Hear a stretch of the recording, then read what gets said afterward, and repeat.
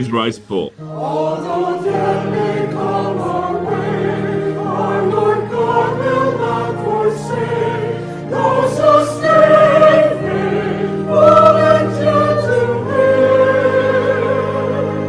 Oh, which name will He call when Christ our Lord comes? We will wait from childhood to eternal life.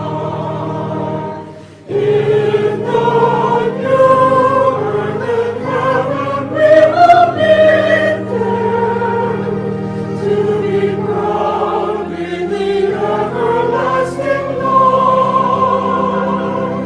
No more sickness, no sorrow, no more sadness, only joy with Lord Jesus as our God.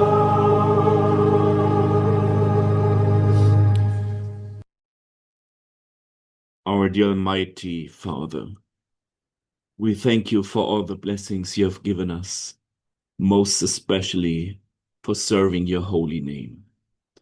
For this we praise, we glorify and worship your holy name. Please accept us as your sons and daughters. Please forgive all our sins and wickedness. Allow us to receive your Holy Spirit. Bless our faith. Guide us in our spiritual way of renewing our way of life. Make us your humble but effective instruments as lights of the world.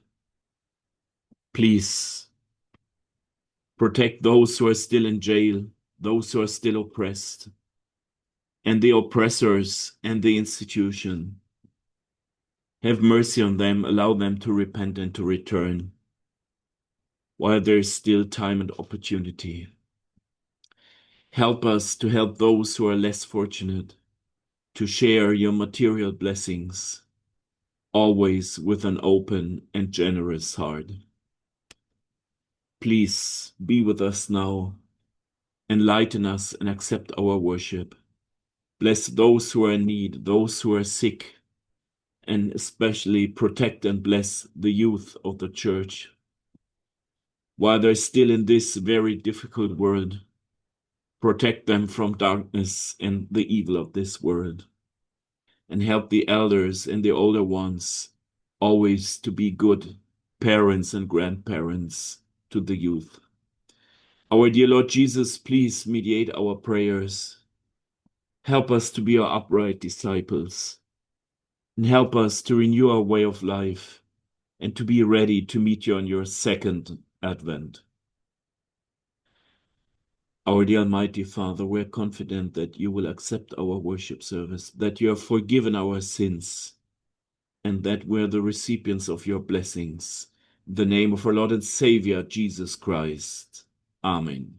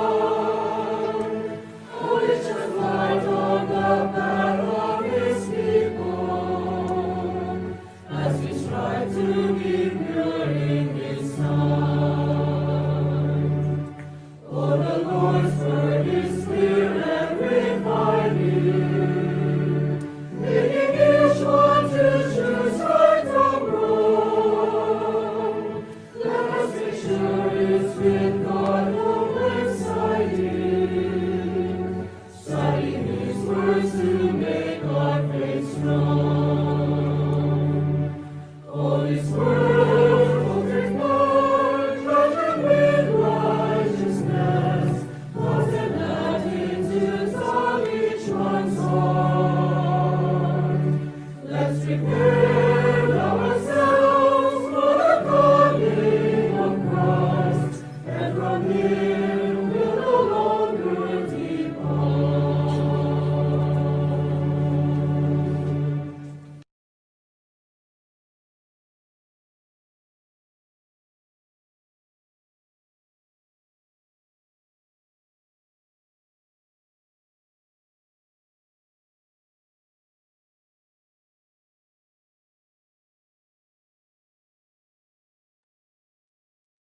Beloved brothers and sisters in the faith, once again, we are very thankful to our Lord God and our Lord Jesus Christ, not only for the borrowed life and strength that we have, but most especially for the faith that has been instilled in our hearts, knowing that it is our divine duty to continue praising and worshiping the holy name of our Lord God in heaven. Beloved brothers and sisters, we all know that as we sojourn in this world, we encounter different experiences in our life.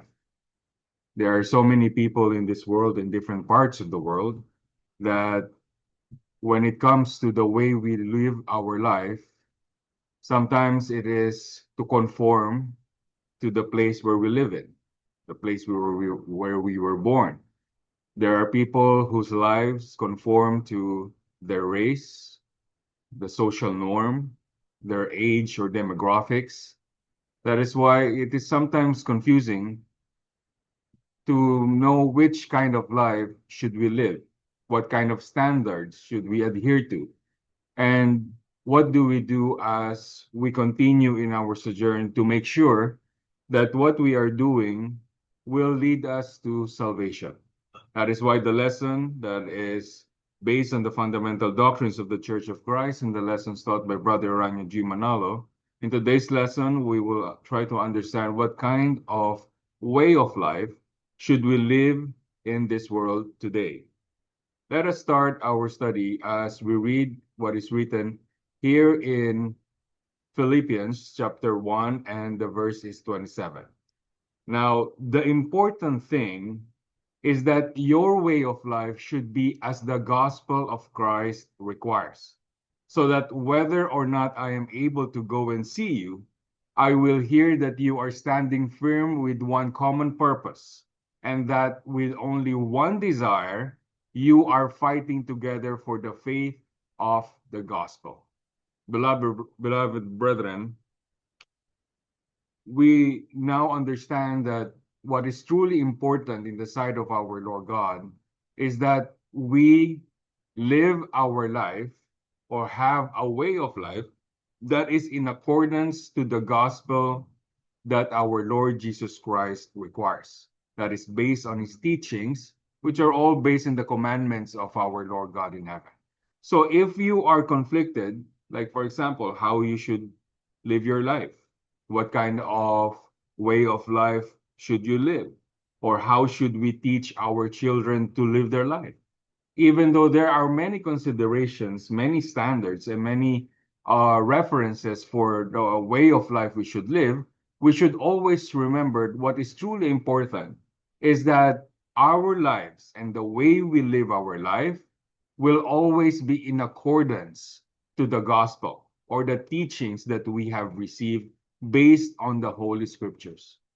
So that means whether we are seen, whether we are alone, however we live our life, it will be a Christian way of life. Now, how do we conform then to the different types of this world that we live in? What is really important is that we stand firm with one common purpose. So even though we may be different in many ways, we may even have a difference in opinion, principles, or way of life, but still we are standing firm with one common purpose. And that are only with only one desire to fight together for the faith of the gospel. So that is why even though there are many people in this world, we are all united in one common purpose in worshiping God. We are all united in fighting together for the faith of the gospel. So how do we know that? Which kind of gospel should we listen to? Especially since there are so many people out there who are also preaching the words of our Lord God, also using the Holy Scriptures or the Bible, but yet it seems like the way of life of many people, especially in different religion or different sects, are having a different way of saying that they are true Christians. So which one is it then? Let us read what is written here in Corinthians, 1 Corinthians chapter 2, and the verse is 1. Dear brothers, even when I first came to you, I didn't use lofty words and brilliant ideas to tell you God's message.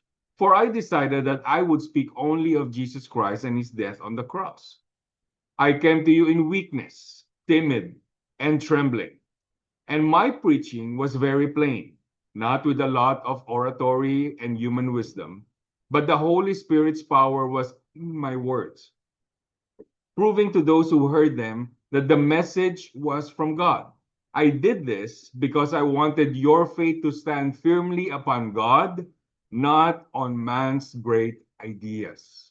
According to Apostle Paul, when he was preaching the words of our Lord God, he did not use lofty words.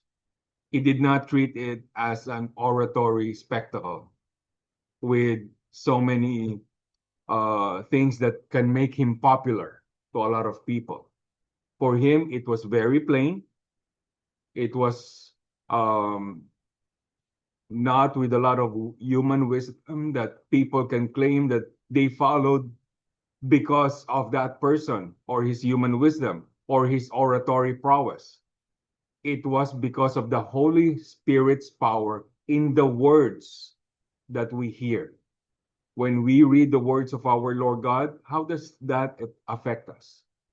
How does that influence our way of life or our day-to-day life? According to Apostle Paul, I did this because I wanted your faith to stand firmly upon God, not on man's great ideas. So when we look back, beloved brothers and sisters, when we followed the words of our Lord God, when we became true followers of our Lord Jesus Christ, was it because of one person? Was it because of a group of people who was very good at preaching the words of our Lord God? Or were we moved by the Holy Spirit? Did we feel the words of our Lord God resonating in our life, in our hearts, and in our minds? That is why it is important for us to truly understand the words that we are listening to, the words that we hear, so that we understand what our Lord God wants. So without all the noise, without all the spectacles or the oration, is it really the words of our Lord God that we follow? Because we should be able to understand the message that is being given unto us. The message is what will convert the words into action in our lives. So how do we understand then, beloved brothers and sisters? Who are the kinds of people who would hear the words of our Lord God, who would receive the message and would be given this gift of message coming from our Lord God in heaven? Let us read what's written in Matthew 25 and the verses 14 up to 30. For the kingdom of heaven is like a man traveling to a far country, who called his own servants and delivered his goods to them. And to one he gave 5 talents, to another 2, and to another 1, to each according to his own ability. And immediately he went on a journey. Then he who had received 5 talents went and traded with them, and made another 5 talents. And likewise he who had received 2 gained 2 more also. But he who had received 1 went and dug in the ground, and hid his Lord's money. After a long time, the Lord of those servants came and settled accounts with them. So let's continue. So he who had received 5 talents came and brought 5 other talents, saying, Lord, you delivered to me 5 talents. Look, I have gained 5 more talents beside them. His Lord said to him, Well done, good and faithful servant. You were faithful over a few things.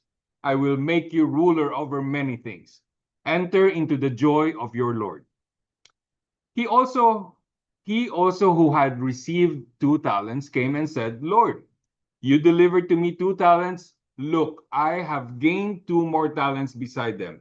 His Lord said to him, "Well done, good and faithful servant. You have been faithful over a few things. I will make you ruler over many things. Enter into the joy of your Lord." Let's continue. Then he who had received the 1 talent came and said, "Lord, I knew you to be a hard man, reaping where you have not sown, and gathering where you have not scattered seed. And I was afraid, and went and hid your talent in the ground. Look, there you have what is yours." But his Lord answered to him and said to him, "You wicked and lazy servant, you knew that I reap where I have not sown, and gather where I have not scattered seed. So you ought to have deposited my money with the bankers, and at my coming I would have received back my own with interest." Let's continue. "So take the talent from him and give it to him who has 10 talents. For to everyone who has, more will be given, and he will have abundance. But from him who does not have, even what he has will be taken away. And cast the unprofitable servant into the outer darkness. There will be weeping and gnashing of teeth." Now, beloved brothers and sisters, we have been given a story by our Lord Jesus Christ to understand the kinds of gifts that our Lord God gives us and the types of people who receive these gifts. Our Lord Jesus Christ made mention of 3 kinds of people. One was given 5 talents, another was given 3 talents, and another given 1 talent. Again, these were all based on the abilities of these people or these servants. Now, after a while, the master came back and tried to see what has been done with the talents that he gave his servants. And like what we heard from the Holy Scriptures, 5 went and traded and gained 5. The 3 traded and gained 3. The one who only had 1, what did he do? He dug and put it on the ground. Why? Because he was afraid. Therefore, needless to say, he did nothing of the talent that was given to him. And he was trying to even make an excuse that because he was afraid and that he just dug it on the ground, and then here it is again. So the master in the story was very proud and very happy with the servant who had 5 talents and gained more, and also with the one who had 3 talents and gained 3 more. But he was very furious with the one who did nothing and in the end gained nothing. So that is why our Lord Jesus Christ said in his story to take the talent from him and give it to the one who has 10 talents. So that means those who have been given gifts in different forms, in different ways, and we do something with it, we make it profitable, we make it beneficial, and we make it productive, God will be pleased with us. And those whom our Lord God sees that they do something with the things that they have been given, then they will be given more. But those who have been given and did nothing, according to the Bible, they are unprofitable, wicked, and lazy servants. What will happen to them? Whatever they have left will also be taken away, and they will be cast away into the outer darkness where there will be weeping and gnashing of teeth. That is why, beloved brothers and sisters, we should all examine ourselves. What have we done with the things that God has given us? The mere life that we have right now, the health that we have right now, the clarity of our minds that we have right now, all of these are blessings from our Father. What do we do with them? Are we doing something good with them? Are we taking the time to use them for following the commandments of our Lord God? What kinds of talents have been given by our Lord God? And what should we do with all of this? Beloved brothers and sisters, let us read what's written here in 1 Peter chapter 4 in the verse 11. Are you called to preach? Then preach as though God himself were speaking through you. Are you called to help others? Do it with all the strength and energy that God supplies, so that God will be glorified through Jesus Christ. To him be glory and power forever and ever. Amen. So we may have different talents and gifts that God has given unto us, but each and every one has been given a role, given a gift, a talent. So what are we doing with this talent?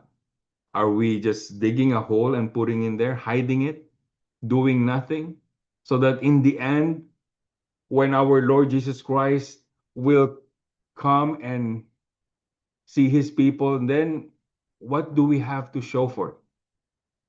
So those who have been given the ability to preach, according to Apostle Peter, preach as though God himself were speaking through you. Because we are just all instruments. It is our Lord God whom we shall worship. Are we called to help others? So even helping others, helping those who are in need, those who are persecuted and oppressed, that too is also a talent. And if ever we are able to help others, according to the Bible, do it with all the strength and energy that God supplies. So it's not something that we do half-heartedly. It's something that we do with all the energy and life and strength that God has given unto us. Let's continue reading in verse 10. This is what is recorded. Each of you should use whatever gift you have received to serve others as faithful stewards of God's grace in its various forms. So there are different forms, different ways. There are different variants of the gifts that God has given to his people. But always remember, each of you. So there's no exemption. Each and every one of us should use whatever gift we have received, not just for our own personal profit or gain, but most especially to be able to serve others. That is why serving others is a manifestation of the fulfillment of the gift that God has given unto us. And we should take pride, knowing that our life and strength and whatever God has given unto us is being used so that we may serve others and help those who are in need. So that is why, as we live our life, beloved brothers and sisters, let us all revert back to what God has given us. This mere life and strength that we have, we should use it so that we may be able to give glory to our Lord God in heaven. How about the way we live our life? Let's read Ephesians chapter 5 and the verses 15. And this is what is recorded. Therefore, see that you walk carefully, living life with honor, purpose, and courage, shunning those who tolerate and enable evil, not as the unwise, but as wise, sensible, intelligent, discerning people. That's why we are not blind followers. We discern the words of our Lord God. We use the senses and intelligence that has been given unto us to live a wise, not unwise, way of life. So in our life and the way we live our life, we should be very careful to live a life with honor and purpose and courage. And those who tolerate and enable evil, we should not be amongst them. Those who enable persecution and oppression, we should not be amongst them. For as long as we have our borrowed life and strength, let us use it to give glory to our Lord God. But don't you get tired, beloved brothers and sisters?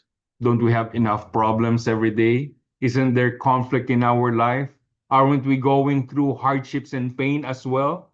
How can we continue to walk the path that God has given us if we too are being persecuted and oppressed, if we too are also going through a lot of hardships in our life. Let us read the last verse here in Isaiah 40 and the verses 29 up to 31. He strengthens those who are weak and tired. Even those who are young grow weak. Young people can fall exhausted.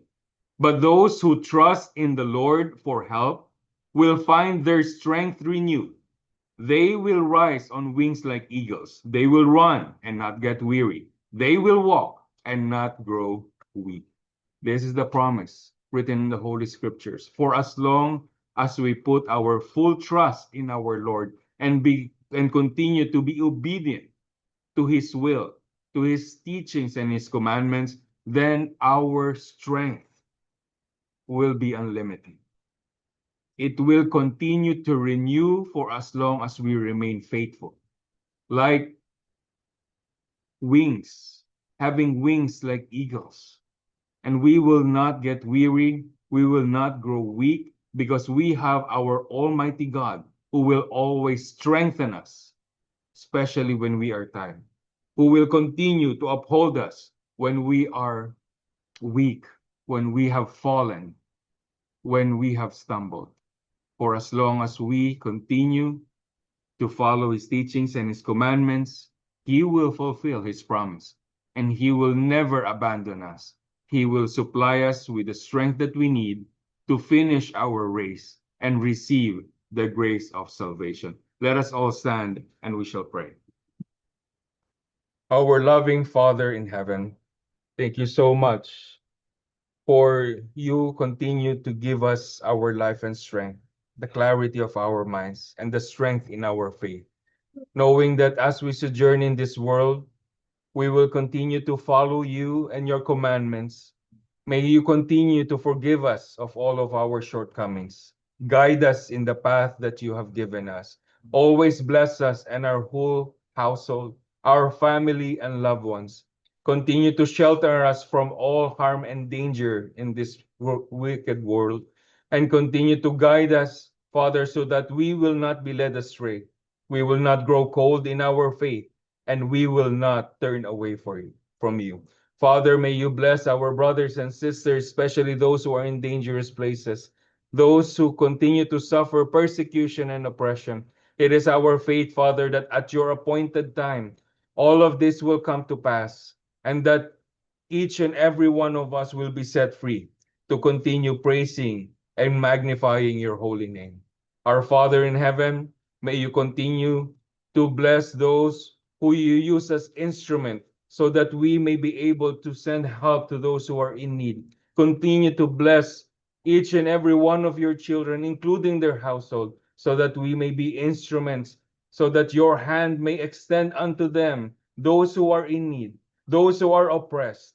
And Father, it is our faith that as we continue to follow your teachings and your commandments, you will shower your children with the blessings coming from you, so that we may be able to continue to use this life and strength in giving glory to your holy name. It is our fervent hope, Father, that you have heard our prayers. You have forgiven us of the sins that we have committed. For all of these things we humbly ask and beg, in the name of our Lord Christ Jesus. Amen.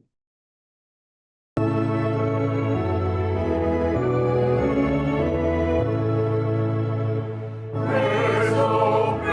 our God in heaven. Exalt the Lord His only Son. All receive the Holy Spirit. Forever worship our dear Father.